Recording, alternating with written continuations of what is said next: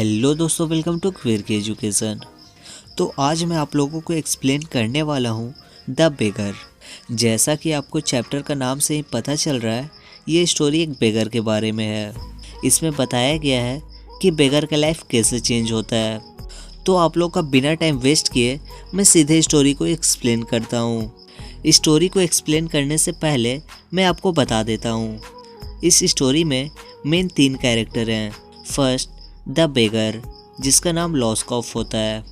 Second the advocate, जिसका नाम सर्जई होता है। और थर्ड सर्जई की कुक, जिसका नाम ओल्गा होता है। तो बस यही था इन लोगों का इंट्रोडक्शन। तो अब मैं आप लोगों को स्टोरी बताता हूँ। तो स्टोरी स्टार्ट होता है एक बेगर से, जो कि भीख मांगता रहता है। वह कहता है, दयालु सर दया करो, अपना ध्यान एक गरीब और भूखे व्यक्ति की तरफ करो। 3 दिनों से मेरे पास खाने के लिए कुछ नहीं है। मैं भगवान के सामने कसम खाकर कहता हूँ, मेरे पास रूम किराए पर लेने के लिए 5 कोपेक भी नहीं है। अब आप लोग सोच रहे होंगे कि ये कोपेक क्या है। तो टेंशन लेने वाली कोई बात नहीं है, मैं अभी यहीं हूँ। जिस टाइप से इंडिया में 100 पैसे इक्वल टू 1 रुपये होता है, उसी टाइप से रसिया में 100 कोपेक इक्वल टू 1 रूबल होता है। और 1 रूबल इक्वल टू इंडियन रुपये के हिसाब से 0.98 रुपये होता है। मतलब दोनों लगभग सेम है। अब हम लोग वापस स्टोरी पे आते हैं। मैं 8 वर्ष तक एक गांव में स्कूल टीचर था, और फिर कुछ बड़े साजिशों की वजह से मैंने अपनी नौकरी गंवा दी। मैं निंदाजनक बातों का शिकार हो गया। अब 1 वर्ष हो गया है, तब से मेरे पास करने के लिए कोई काम नहीं है।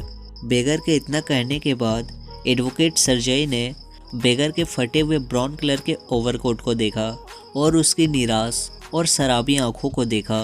उसके बाद उसकी दोनों गालों पर लाल निशान को देखा। और इतना देखने के बाद सर्जई को लगता है कि इस व्यक्ति को पहले कहीं तो देखा है। इसके बाद फिर बेगर कहता है, मेरे पास अब कलुगा प्रांत में नौकरी की ऑफ़र है, लेकिन मेरे पास वहां पहुंचने के लिए पैसे नहीं है। प्लीज़ मेरी मदद करो। मुझे कहते हुए शर्म आती है, लेकिन मैं परिस्थितियों के द्वारा मजबूर हूँ। बेगर के इतना कहने के बाद सर्जई की नज़र उसके बड़े जूते पर पड़ती है, जिनमें से एक हाई और दूसरा लो था। और उसे अचानक कुछ याद आता है। और फिर सर्जई कहता है, इधर देखो, मुझे ऐसा लगता है कि मैं तुमसे परसों सडोविया सड़क पर मिला था, लेकिन तब तो तुमने मुझे कहा था कि तुम एक स्टूडेंट हो जिसे निकाल दिया गया है, ना कि गांव के स्कूल टीचर थे। फिर बेगर हक्का बक्का होकर बड़बड़ाता है, ना नहीं, ऐसा नहीं हो सकता। मैं एक गांव का स्कूल टीचर हूँ, और यदि आप चाहो तो मैं आपको अपने पेपर्स दिखा सकता हूँ। बेगर जो कि झूठ बोल चुका था। फिर सर्जई कहते हैं, तूने अपने आप को स्टूडेंट बताया था, और मुझे यह भी बताया था कि तुम्हें किस लिए निकाला गया है। क्या तुम्हें याद नहीं है? फिर सर्जई का चेहरा लाल हो जाता है, और वह वहाँ से घृणा की भाव लेकर मुड़ता है, और वह गुस्से से चिल्लाता है, यह बेईमानी है मेरे डियर सर, यह धोखेबाजी है। मैं तुम्हारे लिए पुलिस को बुलाऊंगा। फिर आगे सर्जई कहता है, सत्यानाश हो तेरा। फिर बेगर कहता है कि सर, यह सच्चाई है कि मैं झूठ बोल रहा था। मैं ना तो स्टूडेंट हूँ और ना ही मैं स्कूल टीचर हूँ। यह सब कल्पना थी।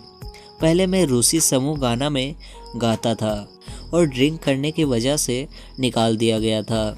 लेकिन मैं और कर ही क्या सकता हूँ। झूठ बोले बिना मेरा काम नहीं चल सकता। जब मैं सच बोलता हूँ तो मुझे कोई कुछ नहीं देता। मैं कर ही क्या सकता हूँ। फिर सर्जई उसके करीब आते हुए चिल्लाता है, तुम क्या कर सकते हो? तुम पूछते तुम क्या कर सकते हो? काम करो, तुम काम कर सकते हो, तुम्हें काम करना चाहिए। फिर बेगर कहता है, हाँ काम, यह मैं खुद भी जानता हूँ, लेकिन मुझे काम कहाँ मिल सकता है? फिर सर्जई कहते हैं, क्या तुम मेरे लिए लकड़ियाँ काटना पसंद करोगे? फिर बेगर कहता है, मैं यह करने से मना तो नहीं करूँगा, लेकिन आजकल प्रोफेशनल लकड़ी काटने वाले भी अपने आप को बेकार बैठे पाते हैं। उसके बाद फिर सर्जई पूछता है, क्या तुम आओगे, मेरे लिए लकड़ी काटोगे? तब फिर बेगर कहता है, हाँ सर, मैं चलूँगा। उसके बाद सर्जई अपने हाथों को मलते हुए चल देता है, और घर पहुंचने के बाद वो अपनी कुक को किचन से बाहर बुलाता है। उस कुक का नाम ओल्गा होता है, जैसा कि मैंने आप लोगों को पहले ही बताया था। तो फिर सर्जय ओल्गा से कहता है इस जेंटलमैन को वुड शेड में ले जाओ और इसे लकड़ियाँ काटने के लिए दो। फिर ये हड्डियों की ढांचों की तरह दिखने वाला बेगर अपने कंधे को हिलाता है जैसे कि वो कोई परेशानी में हो और झिझकते हुए कुक के पीछे चल देता है। उसका जो चलने का तरीका था उसे यह साफ साफ दिखाई दे रहा था कि उसने लकड़ी काटने के लिए हाँ इसलिए नहीं कहा था कि वह भूखा था या वो काम चाहता था, लेकिन अपने गर्व और शर्म की वजह से उसने हाँ कहा था। और यह भी कारण था कि वह अपने शब्दों की जाल में अच्छा से फंस गया था।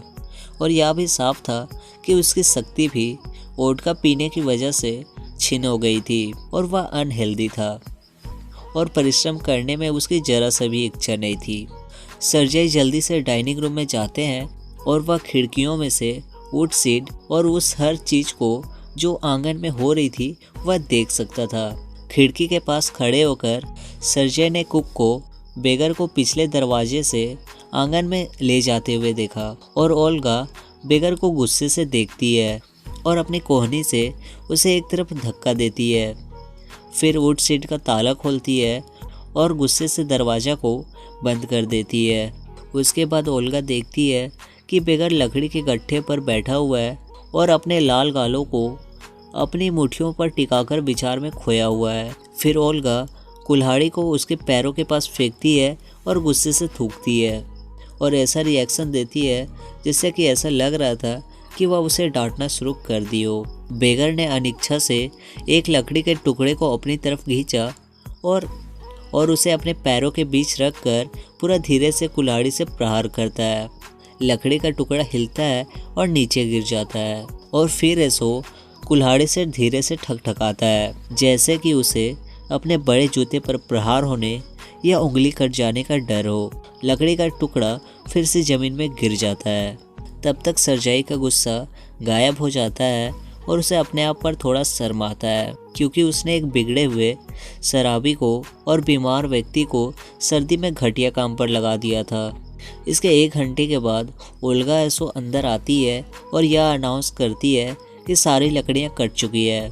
फिर सर्जय कहता है कि बढ़िया, उसे आधा रूबल दे दो, यदि वह चाहे तो वह वापस आ सकता है और हर महीने के पहले दिन लकड़ी काट सकता है। हम उसके लिए हमेशा काम ढूंढ सकते हैं। आधा रूबल मतलब 50 कोपेक। महीने के पहले दिन बेगर फिर से आता है और आधा रूबल फिर कमाता है।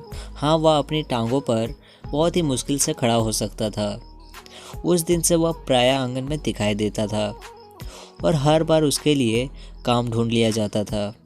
कभी बर्फ़ को बेलचे से हटाता था, कभी वुड शेड को व्यवस्थित करता था, कभी कालीनों और गद्दों से पीट पीट कर धूल निकालता था। हर बार इसे 20 से 40 कोपेक मिलते थे और एक बार उसके लिए एक पुरानी पेंटो का जोड़ा भी भेज दिया गया था। जब सर्जय दूसरे घर में जा रहे थे तो उसने सामान को बांधने और फर्नीचरों को लादने के लिए किराए पर बेगर को बुलाते हैं। इस पर बेगर काफ़ी विनम्र, उदास और शांत था। उसने मुश्किल से फर्नीचर को हाथ लगाया और सिर झुकाकर गाड़ियों के पीछे चला गया। यहाँ तक कि व्यस्त होने का बहाना भी नहीं किया। वह केवल ठंड में कांपता रहा और परेशान हो गया। जब कुलियों ने उसके आलसीपन, उसकी दुर्बलता और उसके फटे हुए अजीब ओवरकोट का मजाक उड़ाया तो स्थानांतरण का पूरा कार्य होने के बाद सर्जय उसे बुलाता है। चलो, मैं खुश हूँ कि मेरी बातों का तुम्हारे ऊपर प्रभाव पड़ा है, और बेगर को 1 रूबल देते हैं। मैं तुम्हारी मेहनत के लिए मैं देख रहा हूँ कि तुम विनम्र हो गए हो और तुम्हें काम करने में भी कोई आपत्ति नहीं है। उसके बाद फिर सर्जय पूछते हैं कि तुम्हारा नाम क्या है। तब फिर बेगर बताता है लॉस्कॉफ, जो कि मैंने आप लोग को पहले ही बता दिया था। उसके बाद सर्जय कहते हैं, अच्छा लॉस्कॉफ, मैं तुम्हें अब कोई दूसरा साफ सुथरा काम दे सकता हूँ, क्या तुम लिख सकते हो? तब फिर बेगर कहता है, हाँ मैं लिख सकता हूँ। तब फिर सर्जय कहते हैं, तो मेरा यह लेटर मेरे एक दोस्त के पास ले जाओ और वहाँ तुम्हें कुछ प्रतिलिपियाँ लिखने का काम दिया जाएगा। मेहनत करना और ड्रिंक मत करना, और जो मैंने तुम्हें कहा है उसे याद रखना। फिर सर्जय इस बात से खुश होकर कि उसने एक व्यक्ति को सही रास्ते पर ला दिया है, वो लॉस्कॉफ के कंधे पर धीरे से प्यार से थपथपाता है और उसे विदा देते समय उसे हाथ भी मिलाता है और फिर लॉस्कॉफ लेटर ले लेता है। और इस दिन के बाद से आंगन में काम करने के लिए लॉस्कॉफ फिर कभी दोबारा नहीं आता है। और फिर इसके बाद 2 साल बीत जाते हैं। तब एक शाम सर्जेई थिएटर की टिकट लेने के लिए टिकट काउंटर पर खड़ा थे और अपनी सीट के लिए पैसे दे रहे थे। तो उसने अपने पास में एक छोटे हाइट का इंसान को देखते हैं जिसके कोट का कलर मुड़े हुए फार की थी और उसने सील मछली की खाल की टोपी पहन रखी थी। और ये इंसान टिकट सेलर से गैलरी की टिकट देने के लिए कहता है और इसके लिए वो कॉपर की कॉइन से पे करता है। फिर सर्जेई उसको आश्चर्य से चिल्लाते हैं, लॉस्कॉफ या तुम हो? तब फिर सर्जेई आगे पूछते हैं, तुम कैसे हो? तुम क्या कर रहे हो? तुम्हारे साथ सब कैसा चल रहा है? तब फिर लॉस्कॉफ कहता है कि सब ठीक ठाक है, मैं अब एक नोटरी हूँ, मुझे महीने के 35 रूबल मिलते हैं। फिर सर्जेई गॉड को थैंक्स बोलते हुए कहते हैं, मैं तुम्हारे लिए बहुत खुश हूँ लॉस्कॉफ, मैं बहुत बहुत बहुत खुश हूँ। तुम देखो, एक प्रकार से तुम मेरे धर्मपुत्र हो, मैंने तुम्हें सही रास्ते पर आगे बढ़ाया है। तुम तो जानते हो, तुम्हें याद ही है कि तुम्हें मैंने कितनी डांट फटकार लगाई थी। मैंने करीब करीब उस दिन तुम्हें अपने पैरों पर गिरा ही दिया था। फिर आगे सर्जेई कहता है, थैंक यू मेरे शब्दों को ना भूलने के लिए। उसके बाद लॉस्कॉफ रिप्लाई करता है, थैंक यू टू। यदि मैं आपके पास नहीं आया होता तो आज के दिन भी मैं अपने आप को स्कूल टीचर या स्टूडेंट ही बता रहा होता। हाँ, मैं आपके शरण में ही आकर अपने आप को गड्ढे से बाहर निकाला। मुझे सच में बहुत खुशी है। आपके दयालु शब्दों और आपके कार्यों के लिए धन्यवाद। मैं आपका और आपकी कुक का बहुत आभारी हूँ। उस नेक और महान औरत का भगवान भला करे। उस समय आपने अच्छी बात कही और मैं आपका अपनी मृत्यु के दिन तक भी कर्जदार रहूँगा। लेकिन सच कहा जाए तो यह आपकी कुक ओल्गा थी जिसने मुझे बचाया था। तब फिर सर्जेई पूछते हैं, वह कैसे? तब फिर लॉस्कॉफ बताता है, जब मैं आपके घर लकड़ी काटने के लिए आया करता था तो वह कहा करती थी, तुम ड्रिंक करते हो, तुम दुखी इंसान हो, तुम्हारे लिए अब कुछ नहीं बचा है सिवाय बर्बादी के। और तब वह मेरे सामने बैठ जाती थी और साथ में सैड हो जाती थी और मेरे चेहरे की तरफ देखती थी और रोती थी। वो तुम दुर्भाग्यशाली व्यक्ति हो, इस संसार में तुम्हारे लिए कोई खुशी नहीं है और ना आने वाली संसार में होगी। तुम शराबी हो, तुम नर्क में जलोगे। और भी इसी प्रकार से वह बोलते रहती थी। फिर आगे लॉस्कॉफ सर्जेई से कहता है, तुम जानते हो, इस परेशानी में मैं तुम्हें बता नहीं सकता कि उसने कितनी दुख और तकलीफ़ें सही थी, कितने आंसू उसने मेरे लिए बहाए थे। सबसे मेन बात यह थी कि वह मेरे लिए लकड़ियाँ काटा करती थी। क्या आप जानते हो सर कि मैंने आपके लिए एक भी लकड़ी नहीं काटी थी? सभी कुछ उसी ओल्गा ने किया था। उसके इस कार्य ने मुझे क्यों बचाया, मैं क्यों बदला, क्यों मैंने उसे देखते ही ड्रिंक करना छोड़ दिया, यह सब मैं नहीं बता सकता।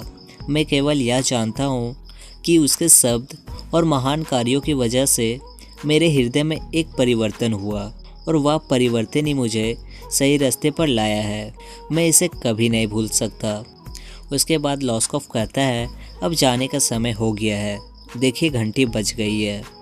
लॉस्कॉफ झुककर अभिनंदन करता है और गैलरी की तरफ चल देता है। इस स्टोरी के राइटर हैं एंटोन चेखोव। तो बस यहीं पे आप लोग का ये चैप्टर द बेगर भी ख़त्म होता है। आई होप आप लोग को स्टोरी अच्छे से समझ में आ गया होगा। और अगर आपने पूरी वीडियो देख ली है और अगर आपने अभी तक वीडियो को लाइक नहीं किया है तो लाइक कर दो यार। और अगर आपने अभी तक हमारे इस चैनल को सब्सक्राइब नहीं किया है तो क्या कर रहे हो यार, जल्दी से सब्सक्राइब कर लो। तो बस आज के लिए इतना ही। मैं मिलता हूँ नेक्स्ट वीडियो में। तब तक के लिए आप लोग अच्छे से स्टडी करते रहें।